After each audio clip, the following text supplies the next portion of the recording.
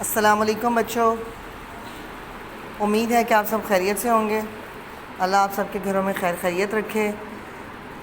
ہم لوگوں نے اردو میں دوسرا چیپٹر نظریہ پاکستان پڑھنا شروع کیا تھا، ابھی مکمل نہیں ہوا تھا۔ میں دوبارہ سے آپ کو اس کا سمجھا دیتی ہوں کہ اس میں پاکستان بنانے کے لیے کون سی سوچ، کون سی فکر تھی اور کون سے حالات تھے کہ جس کی وجہ سے مسلمانوں نے ایک الگ ملک حاصل کرنے کی کوشش شروع کی۔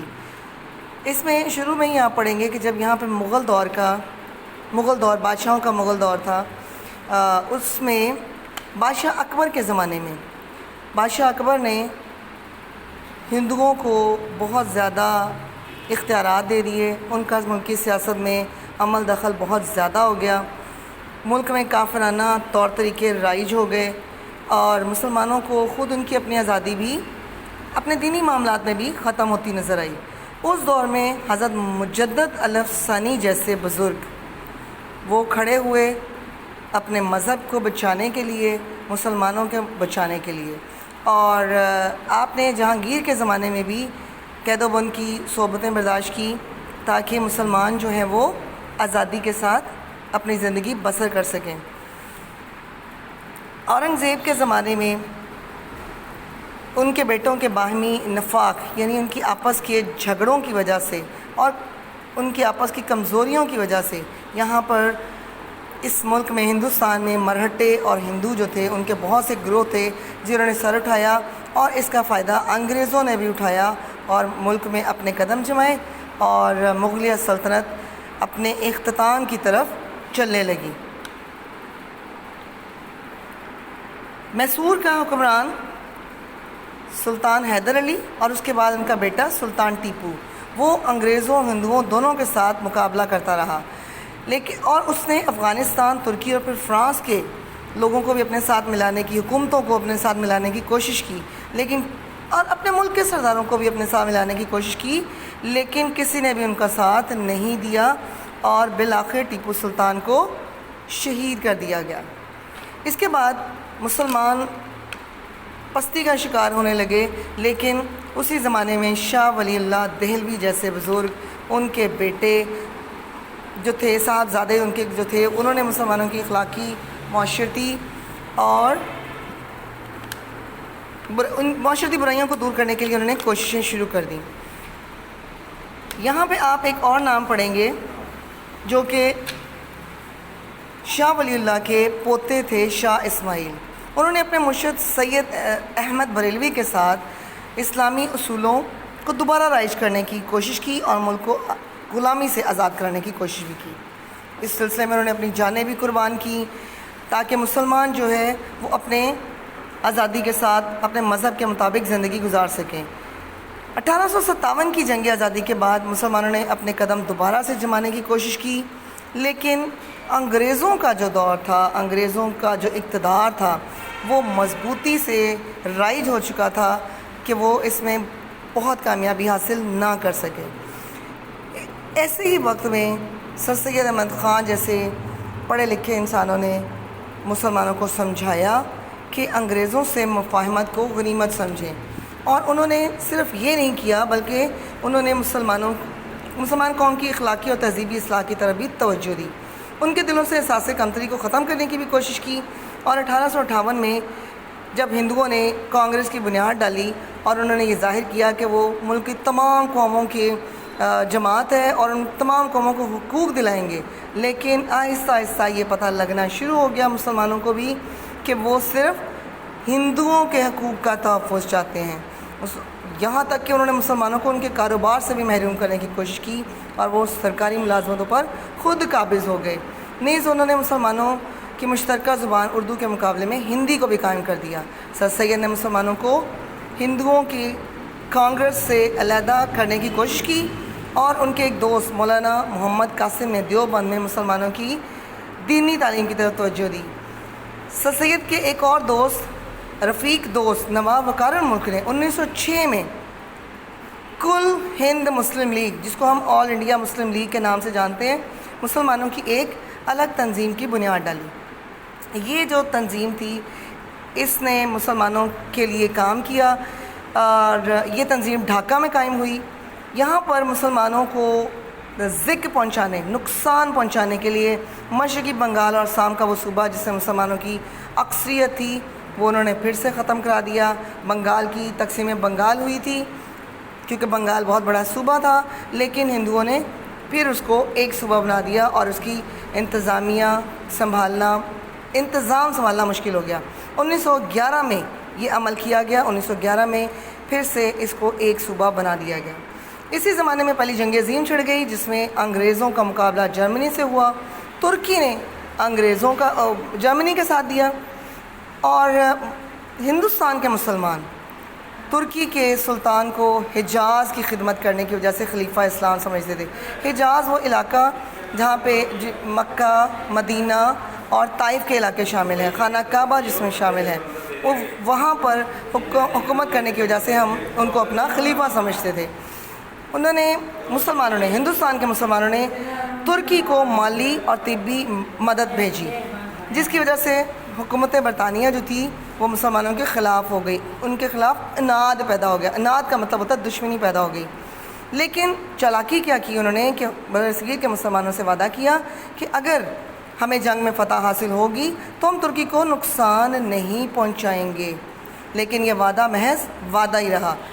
जंग ख़त्म हुई, उन्हें फ़तह हासिल हो गई तो वो अपने वादे से फिर गए। उन्होंने तुर्की की वसीअ सल्तनत के टुकड़े टुकड़े करने शुरू कर दिए।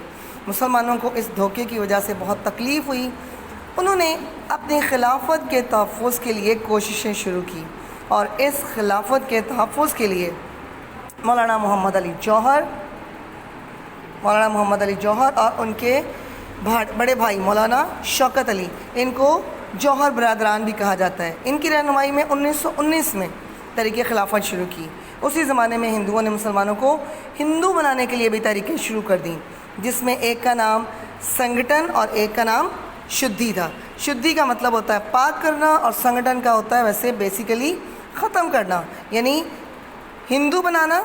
उनका कहना था कि हम हिंदू बना के इनको पाक कर देंगे, और संगठन की जो तहरीक थी उसका मकसद था मुसलमानों को ख़त्म कर देना इस मुल्क से।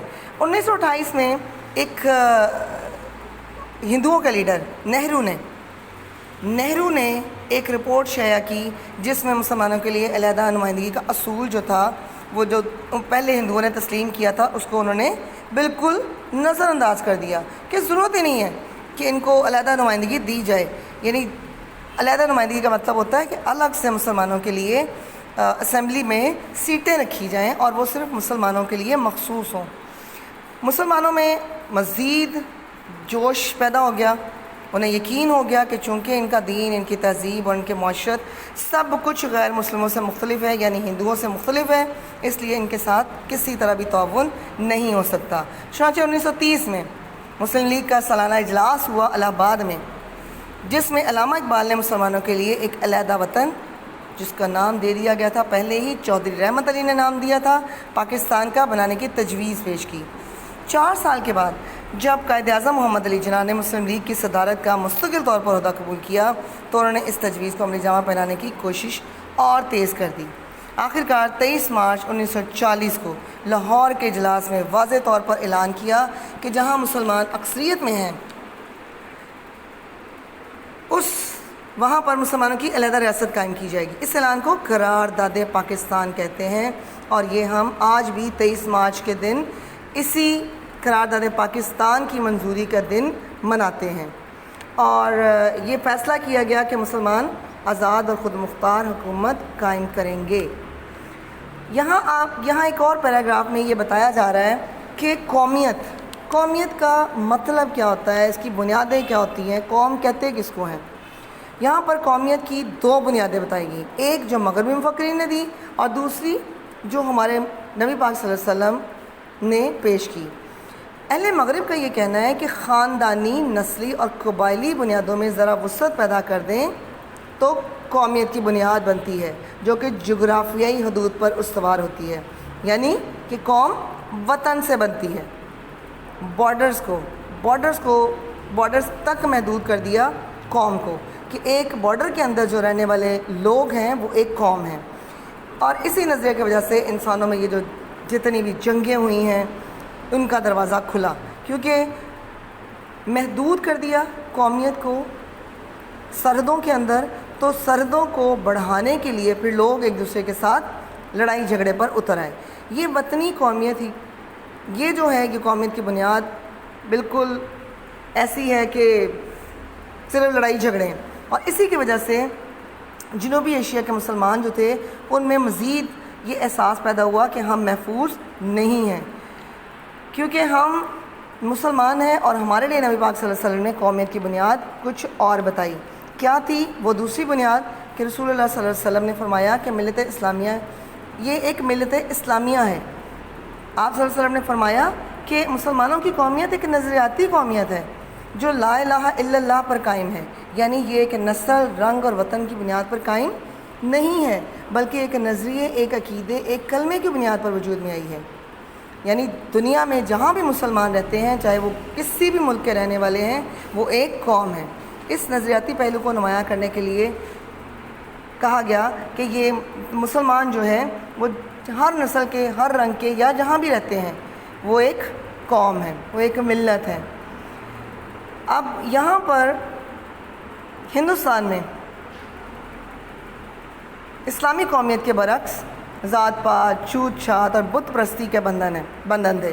چنانچہ مسلمانوں نے کہا کہ ہمیں اپنی جداگانہ قومیت یعنی اسلامی قومیت کی بنیاد پر اپنے لیے ایک جدا وطن، الگ وطن چاہیے، جہاں ہم اپنے عقیدے، اپنے نظریہ زندگی، اپنے طرز معاشرت کے مطابق زندگی بسر کر سکیں۔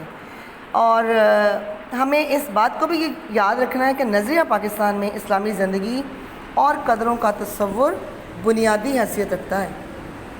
اخوت، مساوات، عدل، دیانت، خدا ترسی، انسانی ہمدردی، عظمت کردار کے بغیر نظریہ پاکستان کو فروغ نہیں دیا جا سکتا۔ یہ وہ خوبیاں ہیں جو ہمارے نبی پاک صلی اللہ علیہ وسلم اور آپ صلی اللہ علیہ وسلم کے بعد خلفائے راشدین نے ہمیں سکھائیں کہ ایک اچھے مسلمان میں یہ تمام کی تمام خوبیاں ہونی چاہیے۔ اور نظریہ پاکستان کا مقصد صرف ایک حکومت قائم کرنا نہیں تھا، کیونکہ مسلمانوں کی حکومتیں تو ایشیا اور افریقہ میں پہلے بھی موجود تھیں۔ یہاں نظریہ پاکستان کا جو مقصد تھا وہ اسلامی اصولوں کی ترویج و اشاعت اور اہل عالم کے لیے ایک مثالی مملکت کا نمونہ فراہم کرنا تھا، یعنی ایک ایسی مملکت بنانا کہ جو پوری دنیا کے لیے مثال بنے کہ مسلمانوں کی اصل حکومت کیا ہے۔ پاکستان کے قیام ہندوؤں کو تو بہت ناگوار گزرا۔ انہوں نے تو جب بھی انگریزوں کے خلاف مسلمان یا ہندو کھڑے ہوئے، انہوں نے ہمیشہ یہی کہا کہ یہاں پر ہم اکٹھے رہ لیں گے، ہندو اور مسلمان اکٹھے رہ لیں گے، انگریز یہاں سے چلے جائیں۔ یعنی انہوں نے پوری کوشش کی کہ یہ مملکت یعنی پاکستان قائم نہ ہونے پائے۔ ان کے پاس دولت بھی تھی، طاقت بھی تھی، جنوبی ایشیا میں اکثریت بھی تھی، لیکن قیام پاکستان کا مطالبہ حق اور انصاف پر مبنی تھا۔ اس لیے حکومت برطانیہ کو مجبور ہونا پڑا، اور قائد اعظم محمد علی جناح، جن کے ہم ساری زندگی جب تک ہمارا ملک ہے تب تک شکر گزار رہیں گے کہ ان کی پرخلوص قیادت، مسلمانوں کی یقین، اتحاد اور عمل پہن کی وجہ سے 14 اگست 1947 کو پاکستان معرض وجود میں آ گیا۔ پاکستان نے جتنی ترقی کرنی چاہیے تھی ابھی تک ویسے کی نہیں، لیکن پھر بھی ہمارا ملک کا شمار جو ہے وہ اہم ملکوں میں ہوتا ہے۔ اور اگر ہم یہ چاہتے ہیں کہ پاکستان اور زیادہ ترقی کرے اور ہمیشہ ترقی کرے انشاءاللہ، تو ہمیں نظریہ پاکستان کو ہر وقت پیش نظر رکھنا پڑے گا، یعنی ہمیں یاد رکھنا پڑے گا کہ نظریہ پاکستان کیوں پیش کیا گیا تھا۔ اس کی بدولت ہم پاکستان کو زیادہ مستحکم اور شاندار بنا سکتے ہیں۔ یہاں آخری پیراگراف میں آپ کو نظریہ پاکستان کا مقصد بتا رہے ہیں۔ نظریہ پاکستان کا مقصد پاکستان کو ایک اسلامی اور فلاحی مملکت بنانا ہے۔ ہمیں ایسا کوئی قدم نہیں اٹھانا چاہیے جس کی وجہ سے خدا اور اس کے رسول صلی اللہ علیہ وسلم کے سامنے ہم شرمندہ ہوں۔ ہمارا جینا، ہمارا مرنا صرف اپنے ملک پاکستان کے لیے ہونا چاہیے۔ قومی مفاد کے سامنے ہمارے ذاتی مفاد جو ہوتے ہیں ان کو دل سے نکال دینا چاہیے۔ ہم دیکھتے ہیں کہ ہمارے ارد گرد بہت زیادہ آج کل گروہ بندی ہے، جبکہ ہمیں اس سے بالاتر ہو کر تمام پاکستانیوں کی فلاح و بہبود کے لیے کوشش کرنی چاہیے، اور نظریہ پاکستان کو بڑھاوا دینا چاہیے، فروغ دینا چاہیے، ترقی دینی چاہیے۔ اگر ہم نے نظریہ پاکستان کو سامنے اپنے رکھا، پیش نظر رکھا، تو ہم اپنی سیرت اور کردار کو اس کے مطابق ڈھالنے کی کوشش بھی کریں گے، اور ہم اگر یہ کوشش کریں گے تو دوسری قوموں میں ہمیں یہ برتری حاصل ہو جائے گی، ہمیں امتیاز حاصل ہو جائے گا کہ ہم اسلامی اصولوں کی روشنی میں پاکستان کو توانا، مستحکم، شاندار اور پرعظمت بنانے کی پوری کوشش جو کر رہے ہیں اس میں ہم مکمل طور پر کامیاب ہوں گے انشاءاللہ۔ پاکستان زندہ باد۔